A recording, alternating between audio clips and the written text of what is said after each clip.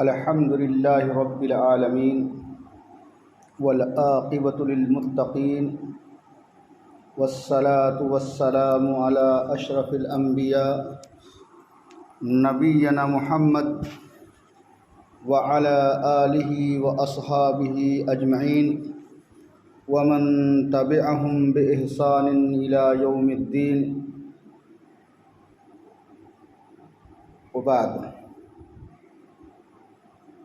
قال الله تعالى في القرآن العظيم والفرقان الحميد: أعوذ بالله من الشيطان الرجيم، بسم الله الرحمن الرحيم. وما أمروا إلا ليعبدوا الله مخلصين له الدين. وقال أيضا: وما آتاكم الرسول فخذوه وما نهاكم عنه فانتهوا.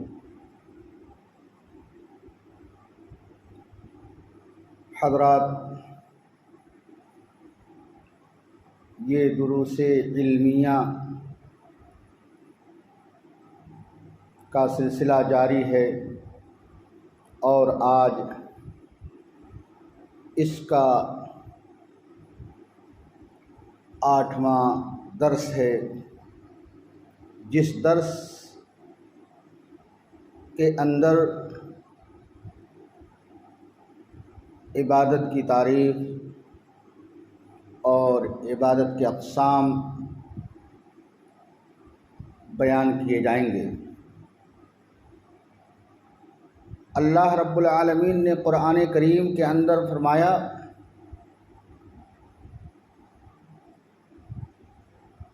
اللہ تعالیٰ کا قول وما امروا الا لیعبدوا اللہ مخلصین لہ الدین، کہ انہیں صرف اللہ رب العالمین کی عبادت کا حکم دیا گیا ہے، اور اسی کے لیے ہر قسم کی عبادت خاص ہیں. اس کی عبادت میں کسی کو شریک نہیں ٹھہرایا جا سکتا ہے، اور وہ خالص اللہ کی رضا اور خوشنودی کے لیے ہو. اور اللہ کے رسول جناب محمد الرسول اللہ صلی اللہ علیہ وسلم نے فرمایا، اللہ کے رسول صلی اللہ علیہ وسلم فرماتے ہیں کہ اعمال عبادت اسی وقت مقبول ہوگی جب وہ میرے طریقے پر ہوگی. اسی لیے اللہ رب العالمین نے قرآن کریم کے اندر بیان فرمایا: وما آتاکم الرسول فخذوہ، کہ رسول جو تمہیں دیں تم اسے لے لو، اور جس سے منع کریں اس سے رک جاؤ. یہ اللہ رب العالمین کا قول ہے، اللہ رب العالمین کا فرمان ہے کہ رسول جو تمہیں دیں تم اسے لے لو، رسول جس سے روکیں اس سے رک جاؤ. تو آج کے اس درس کے اندر ہم عبادت کا معنی بیان کرنے کی کوشش کریں گے، عبادت کی تشریح کرنا کوشش کریں گے. اگر ہم لغت کی کتابوں کے اندر دیکھیں کہ عبادت کا معنی کیا ہے، تو اس کے معنی ہوتے ہیں خاکساری کے، خضوع اور خشوع کے. یہ جو کسی کا مطیع اور فرما بردار ہو جائے. اور شرعی طور پر جو ہمارے علماء نے، ہمارے اسلاف نے عبادت کی تشریح کی ہے وہ یہ ہے کہ عبادت کی تعریف کیا ہے. ہمارے اسلاف نے اس کی تعریف کرتے ہوئے ذکر کیا ہے کہ اسم جامع لکل ما یحبہ اللہ یرضاہ من الاقوال والاعمال الظاہرہ والباطنہ، کی عبادت نام ہے ہر اس عمل کا، عبادت نام ہے ہر اس عمل کا جسے اللہ رب العالمین پسند کرے۔ ہر وہ عمل، ہر وہ کام جو ہم اور آپ دنیا کے اندر کرتے ہیں، اور وہ چیز اللہ کے نزدیک محبوب ہے، اور اس عمل اور اس فعل کے کرنے سے اللہ رب العالمین خوش ہوتا ہے، تو اسے عبادت کرتے ہیں۔ گویا کہ عبادت کی تعریف کیا ہوئی کہ اسم جامع لکل ما یحبہ اللہ یرضاہ، کہ عبادت نام ہے ہر اس عمل کا جسے اللہ رب العالمین پسند کرے، اور اللہ تبارک تعالی اس عمل سے راضی ہو جائے، خواہ وہ ظاہری اعمال ہوں، باطنی اعمال ہوں، ان کا تعلق اقوال ظاہرہ سے ہو، اعمال باطنہ سے ہو، تو ان سب کو عبادت کہتے ہیں۔ یعنی عبادت خالی فرائض اسلام کے ادا کرنے کا نام نہیں ہے، بلکہ بندہ اس دنیاوی زندگی کے اندر جو بھی عمل کرتا ہے، جو بھی کام کرتا ہے، اور وہ اللہ کے نزدیک محبوب ہو، اور وہ اس سے اللہ رب العالمین راضی اور خوش ہوتا ہو، تو وہی کیا ہے؟ عبادت ہے۔ آج ہمارے دماغ میں، ہمارے ذہنوں میں یہ چیز عام ہے کہ عبادت صرف اور صرف نماز، روزہ، زکوٰۃ، حج، انہی اعمال کا نام عبادت ہے۔ ہرگز نہیں۔ حدیثوں کے اندر آتا ہے کہ بندہ اللہ رب العالمین کی رضا اور اس کو خوش کرنے کے لیے جن اعمال کو بھی کرتا ہے اس کو عبادت کرتا ہے۔ حدیث کے اندر موجود ہے کہ اگر انسان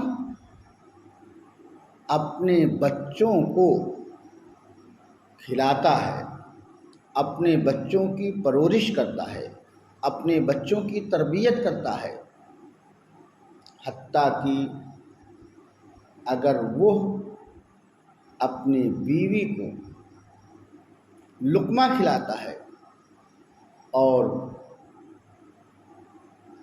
اس کو ہر طرح کی سہولیات فراہم کرتا ہے، تو اس کا یہ عمل شریعت کی نظر میں، اسلام کی نظر میں عبادت ہے۔ تو عبادت صرف اعمال ظاہرہ کا نام نہیں، اعمال باطنہ کا بھی نام ہے، جیسا کہ ابھی میں نے ذکر کیا۔ اور عبادت کی بہت ساری قسمیں ہیں، عبادت کی بہت ساری قسمیں ہیں۔ انشاءاللہ آج کے درس میں کوشش کروں گا، اور وہ قسمیں 3 ارکان پر مبنی ہیں۔ یعنی عبادت کے 3 ارکان ہیں۔ ان میں سے پہلا رکن یہ ہے کہ کمال الحب للمعبود سبحانہ تعالی، یعنی اللہ سے جو محبت کی جائے وہ مکمل طور پر محبت ہونی چاہیے۔ کمال المحبہ للہ سبحانہ تعالی، یعنی اللہ رب العالمین سے معبود سے محبت جو کی جائے وہ کامل ہو، اس کے اندر نقص نہ ہو۔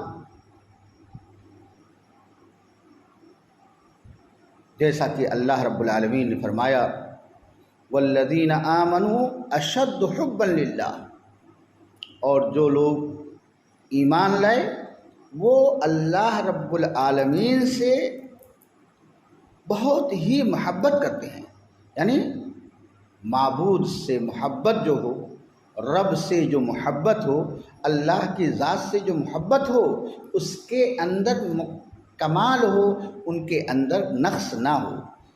اسی طریقے سے جو دوسرا رکن ہے جو علماء نے ذکر کیا ہے، کمال الرجا، یعنی بندہ جو عبادت کرتا ہے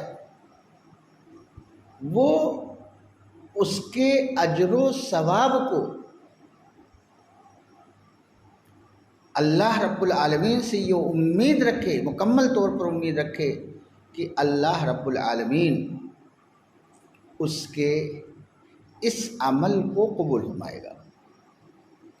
کمال الخوف، کمال الرجا، یعنی اللہ رب العالمین سے مکمل طور پر امید رکھے، یعنی بندہ اعمال کی ادائیگی کے وقت، اعمال کی بجا آوری کے وقت یہ اللہ رب العالمین سے مکمل طور پر امید لگائے۔ مثال کے طور پر آپ نماز پڑھتے ہیں، نماز جب آپ پڑھتے ہیں تو ایک مومن کا طریقہ یہ ہونا چاہیے کہ وہ اللہ رب العالمین سے یہ امید رکھے کہ اللہ رب العالمین میرے اس عمل کو، میری اس عبادت کو اللہ رب العالمین قبولیت سے نواز دے۔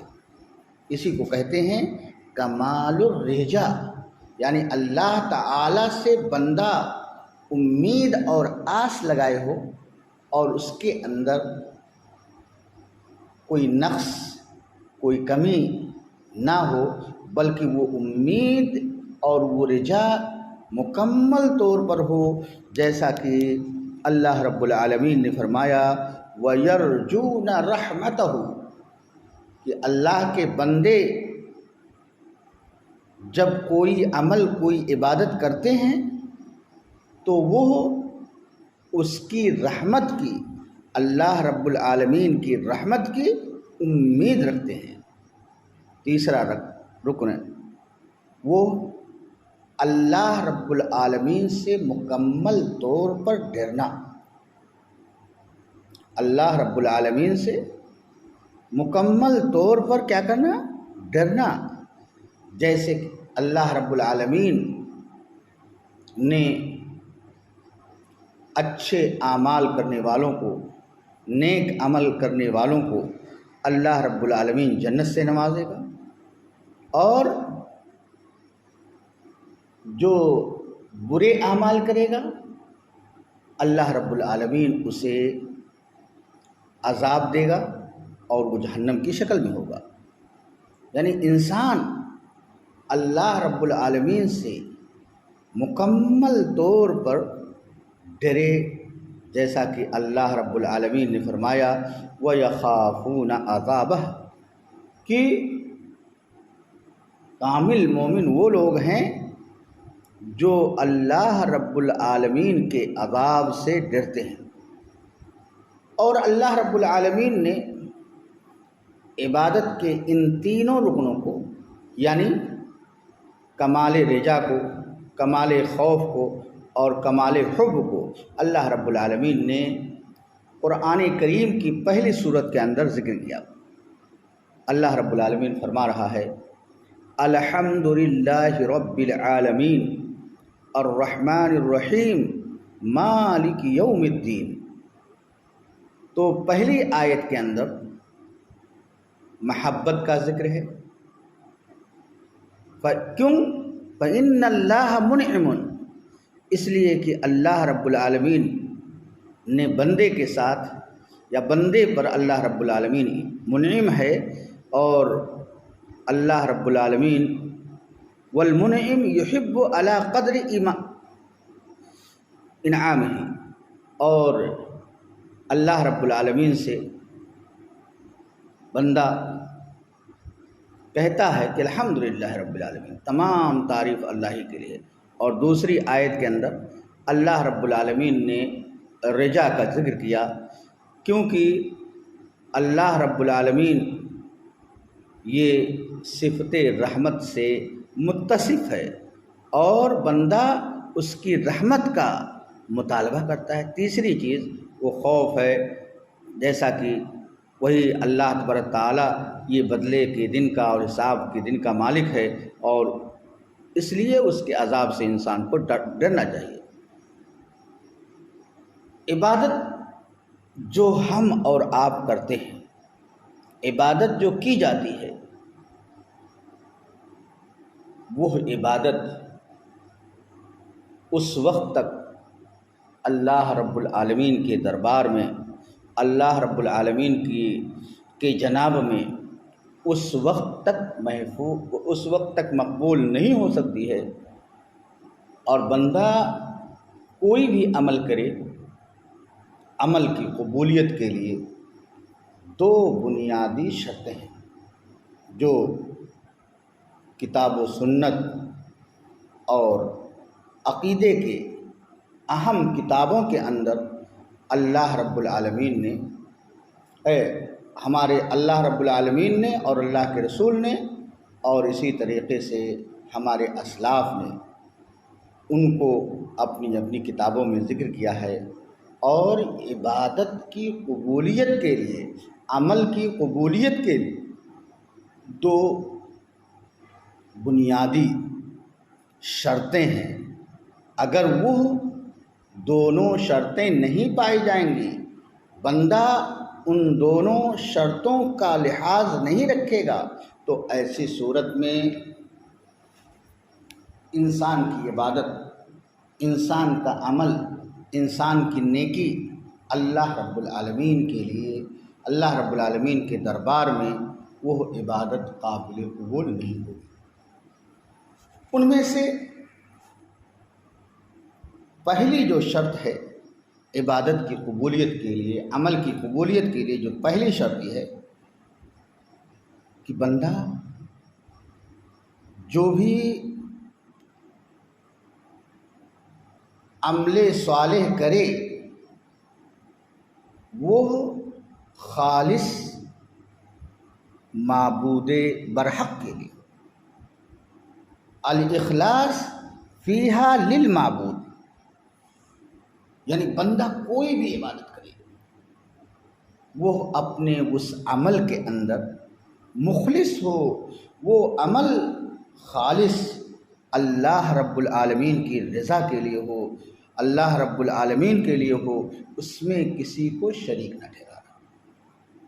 تو اعمال کی قبولیت کی جو شرط اساسی ہے وہ اخلاص ہے کہ بندہ اس عمل کو، اس چیز کو خالص اللہ رب العالمین کے لیے کرے، اس سے اس کے دل کے اندر اس سلسلے میں ریا اور نبوغ نہ ہو، لوگوں کو دکھلانا مقصود نہ ہو۔ اگر انسان کسی بھی عمل کو کرتا ہے، کسی بھی عبادت کو انجام دیتا ہے اور اس کے دل میں ریاکاری ہے، اس کے دل میں یہ خیال ہے کہ میں اس عمل کو جو کر رہا ہوں، اس عبادت کو جو کر رہا ہوں، تاکہ لوگ مجھے متقی اور پرہیزگار کہیں، مجھے نمازی کہیں، مجھے حاجی کہیں، اس لیے وہ اگر کرتا ہے تو گویا کہ وہ اپنے عمل کو، اپنی اس عبادت کو اللہ رب العالمین کے لیے خالص نہیں کرتا ہے۔ اسی لیے ہمارے سماج کے اندر، بزرگوں، ہمارے سماج کے اندر اگر کوئی شخص حج کر لیتا ہے، تو اسے لوگ حاجی کہہ کر کے پکارتے ہیں، یا وہ خود بخود جو ہے اپنے آپ کو حاجی کہلوانا پسند کرتا ہے، یا حجن کہتے ہیں۔ تو اس طریقے سے جو ہے اگر یہ خیال ہے کہ لوگ مجھے حاجی کہیں، مجھے لوگ حجن کہیں، تو یقین مانی بزرگوں، آپ کا وہ عمل، آپ نے جو حج کیا ہے، اپنے اس عمل میں آپ مخلص نہیں ہیں، اور آپ کا یہ عمل خالص اللہ رب العالمین کی رضا کے لیے نہیں ہے، خالص اللہ رب العالمین کی خوشنودی کے لیے نہیں ہے۔ اسی لیے اسلاف کہتے ہیں کہ حج کرنے والے کے نام سے پہلے حاجی کہنا یہ بہتر نہیں ہے، اور اس سے لوگوں کو بچنا چاہیے۔ تو میں بتا یہ رہا تھا کہ عمل کی قبولیت کی جو ہے پہلی شرط یہ ہے کہ وہ عمل اللہ رب العالمین کے لیے خالص ہو، جیسا کہ میں نے شروع میں آیت کریمہ ذکر کی تھی کہ وَمَا أُمِرُوا إِلَّا لِيَعْبُدُوا اللَّهَ مُخْلِصِينَ لَهُ الدِّينَ، کہ انہیں اللہ واحد کی عبادت کا حکم دیا گیا تھا۔ اور اسی طریقے سے اللہ رب العالمین نے دوسری آیت کے اندر فرمایا الا للہ الدین الخالص، خبردار اللہ ہی کے لیے خالص دین ہے۔ اور اللہ تعالیٰ کا تیسرا قول قل اللہ عبد، قل اللہ عبد، قل اللہ عبد مخلصا لہ دینی، کہ اے نبی آپ کہہ دیجئے کہ میں اللہ رب العالمین کی عبادت کرتا ہوں اور اسی کے لیے اپنے دین کو خالص کرتا ہوں۔ دوسری شرط جو عمل کی قبولیت کے لیے اللہ کے رسول نے ذکر کیا ہے وہ یہ ہے کہ بندہ جو بھی عمل کرے، مومن جو بھی نیک کام کرے، وہ رسول صلی اللہ علیہ وسلم کے بتائے ہوئے طریقے پر ہو۔ وہ عبادت جسے انسان انجام دیتا ہے وہ عبادت طریقے رسول پر ہو۔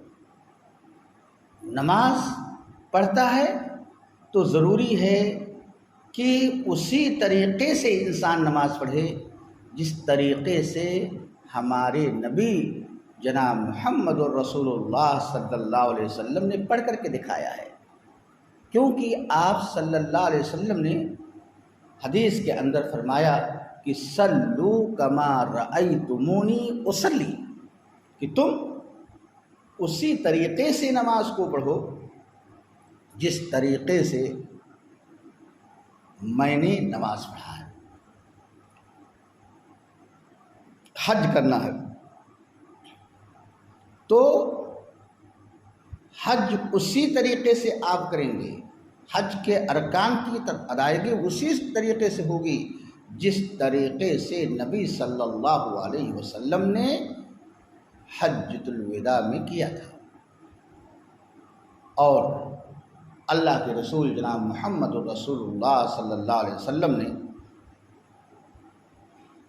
حدیث کے اندر بیان فرمایا کہ تم حج کے طریقوں کو مجھ سے سیکھ لو، خذوا انی مناسککم، تم مناسک حج کو مجھ سے سیکھ لو۔ تو کوئی بھی عمل ہو، چاہے وہ حج ہو، چاہے نماز ہو، چاہے وہ روزہ ہو، چاہے زکوٰۃ ہو، طریقے رسول پر ہوگا۔ اگر آپ عبادت کرتے ہیں اور اس عبادت کے اندر رسول کی مطابق نہیں ہے، رسول کی اتباع نہیں ہے، تو ایسی صورت میں آپ کا وہ عمل درست نہیں ہوگا، اور اللہ رب العالمین آپ کے اس عمل کو قبولیت سے نہیں نوازے گا، جیسا کہ میں نے شروع میں آیت کریمہ پڑھی تھی، وما آتاکم الرسول فخذوہ وما نہاکم عنہ فانتہوا، اور اللہ رب العالمین کا قول فلا وربک لا یؤمنون حتی یحکموک فیما شجر بینہم ثم لا یجدوا فی انفسہم حرجا مما قضیت ویسلموا تسلیما۔ اور اللہ کے رسول صلی اللہ علیہ وسلم نے فرمایا کہ من احدث فی امرنا ھذا ما لیس منہ فہو رد، کہ جس نے ہمارے حکم کی یا ہمارے دین کے اندر کسی نئی چیز کو ایجاد کیا اور جو چیز ہمارے دین سے نہیں ہے تو وہ مردود ہے، مردود علیہ۔ اور اللہ کے رسول جناب محمد رسول اللہ صلی اللہ علیہ وسلم نے دوسری حدیث کے اندر فرمایا کہ من عمل عملا لیس علیہ امرنا فہو رد، کہ جس نے کوئی عمل کیا، کوئی نیکی کی اور اس پر ہمارا حکم نہیں ہے تو وہ چیز کیا ہے؟ غیر مقبول ہے، وہ قابل قبول نہیں ہے۔ تو عمل کی اس وقت تک کوئی حیثیت نہیں جب تک کہ وہ اللہ رب العالمین کے لیے خالص نہ ہو، درست نہ ہو، سنت رسول پر نہ ہو، تو ایسے اعمال کی، ایسی عبادت کی کوئی حیثیت نہیں۔ تو اعمال کی قبولیت کی جو دوسری شرط تھی وہ رسول صلی اللہ علیہ وسلم کی لائی ہوئی شریعت کے مطابق ہو، آپ نے جس طریقے سے عبادت کو انجام دیا ہو اسی طریقے سے اس عبادت کی ادائیگی کی جائے۔ اللہ قاضی فضیل ابن عیاض رحمہ اللہ کا کہنا ہے، انہوں نے اللہ رب العالمین کی اس آیت کے سلسلے میں فرمایا کہ لیبلوکم ایکم احسن عملا، کہ اللہ رب العالمین تمہیں جو پیدا کیا ہے، موت اور زندگی کو جو پیدا کیا ہے، یہ کس لیے؟ لیبلوکم، تاکہ اللہ تبارک تعالیٰ تمہیں آزمائے کہ تم میں سے عمل کے اعتبار سے، نیکیوں کے اعتبار سے کون سب سے اچھا ہے۔ اور اس کی تفسیر میں فرمایا کہ کون اپنے عمل کے اندر مخلص ہے اور کس کا عمل جو ہے یہ ثواب اور درست ہے۔ علی کہا تو قاضی عیاض رحمہ اللہ، فضیل ابن عیاض رحمہ اللہ علیہ سے پوچھا گیا کہ یا ابا علی وما اخلصہ وما اصبہ، تو ان سے پوچھا گیا کہ اخلاص فی العمل اور اسبب فی العمل کیا ہے؟ تو کہا کہ ان العمل اذا کان خالصا، کہ بندے کا عمل جب خالص ہوگا، ان العمل اذا کان خالصا، کہ بندے کا عمل اگر خالص ہوا اور لیکن وہ درست نہیں ہے، ولم یکن ثوابا، اور اس کا وہ عمل درست نہیں ہے، تو ایسی صورت میں اس کا عمل قابل قبول نہیں ہوگا۔ یعنی بندہ اگر اپنے عمل کی ادائیگی میں، اپنے اس عبادت کی ادائیگی میں کیا ہے؟ مخلص ہے، وہ اللہ کی رضا کے لیے کرتا ہے، اللہ کو خوش کرنے کے لیے کرتا ہے، لیکن اس کا وہ عمل اللہ رب العالمین قبول نہیں فرمائے گا۔ کیوں؟ جب تک کہ وہ عمل درست نہ ہو، اور درست ہونے کا مطلب یہ ہے کہ وہ طریقِ رسول پر نہ ہو، تو ایسی صورت میں اس کا عمل قابل قبول نہیں ہے۔ یا بندے کا عمل درست ہے لیکن وہ اللہ رب العالمین کے لیے، رضا کے لیے نہیں ہے، اللہ رب العالمین کی خوشنودی کے لیے نہیں ہے، تو ایسی صورت میں بھی اس کا عمل یہ درست نہیں ہوگا۔ جیسا کہ اللہ رب العالمین نے سورہ کہف کی آیت کریمہ کے اندر بیان فرمایا کہ قل انما انا بشر مثلکم یوحا الیہ، اے نبی آپ کہہ دیجئے کہ میں تمہاری طرف، میں تمہارے مثل ایک انسان ہوں۔ انما انا بشر مثلکم، میں تمہاری ہی طرح سے کیا ہوں، ایک انسان ہوں۔ یوحا الیہ، میرے اور تم میں صرف وجہ فارق کیا چیز ہے؟ انما، قل انما بشر مثلکم، میں تمہاری طرح سے ایک انسان ہوں۔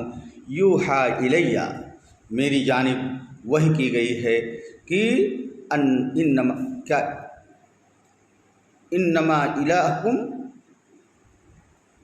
الہ واحد، کہ تم سب کا معبود ایک معبود ہے۔ فمن کان یرجو لقاء ربہ، جو شخص اپنے رب کی ملاقات کی امید رکھتا ہے، فلیعمل عملا صالحا، تو وہ نیک اعمال کرے اور اس کی عبادت میں کسی کو شریک نہ ٹھہرائے۔ تو یہ تھا عبادت کی شرطیں، اعمال کی قبولیت کی شرطیں، جسے ہمارے علماء نے کیا کیا ہے، ذکر کیا ہے۔ آج کا یہ درس میں اسی پر اکتفا کرتا ہوں۔ اللہ رب العالمین سے دعا کرتا ہوں کہ ہم اس دنیا کے اندر جب تک رہیں اور جو بھی عمل کریں، اس عمل کی ادائیگی میں ہم مخلص رہیں، ہمارا وہ عمل خالص اللہ رب العالمین کی رضا کے لیے ہو، خالص اللہ رب العالمین کی خوشنودی کے لیے ہو، اور اسی طریقے سے وہ عمل طریق رسول پر ہو۔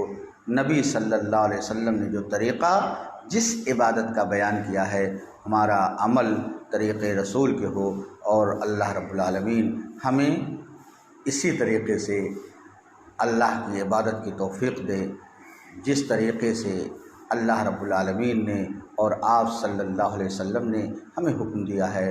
وما علینا الا البلاغ، وصلی اللہ علی نبینا محمد وعلی آلہ واصحابہ اجمعین۔